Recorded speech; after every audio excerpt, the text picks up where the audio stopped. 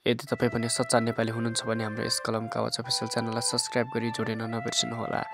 आफ्नो देशलाई माया गर्नुहुन्छ भने एक सब्सक्राइब गर्नको लागि तपाईँले आफ्नो हातलाई अगाडि बढाउनुहोस्। हस् त भिडियो सुरु गरौँ।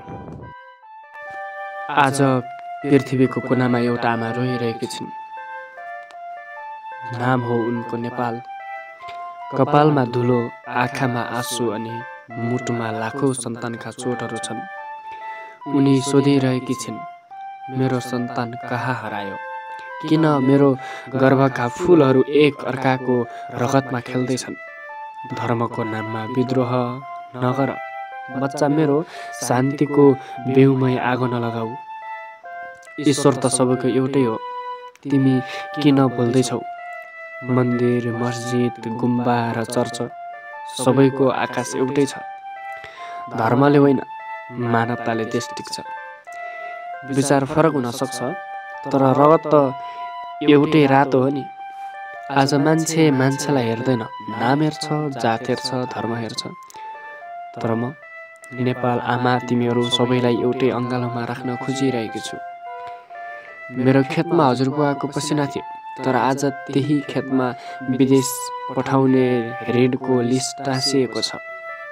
मेरो छोराले हातमा किताब होइन, पासपोर्ट समातेको छ। म मुस्कुराउने अभिनय गर्छु, तर मन रोइरहेको छ। यी नेताहरू, यी कुर्सीका सौदागरहरू, तिनीहरूले मलाई टुक्र्याए, दलका नाममा, धर्मका नाममा, स्वार्थका नाममा। तर मेरो गर्वले त्यस्ता कुपुत्र चाहेकी होइन। म चाहन्छु सुपुत्रहरू, जो मलाई लाज नल्याओस्, जो नेपाल भन्ने बित्तिकै विश्वले सम्मान गरोस्। मेरो आकाश अझै पनि निलो छ, मेरो हिमाल अझै टल्किरहेको छ, तर मेरो आत्मा थाकिसक्यो। म अब युद्ध होइन, एउटा सचेत सन्तानको मुटु खोज्दैछु। मेरो सन्तान उठ। धर्मभन्दा ठुलो त तिम्रो मन हो, जातभन्दा ठुलो त तिम्रो कर्म हो, र राजनीतिभन्दा ठुलो त तिम्रो देश हो।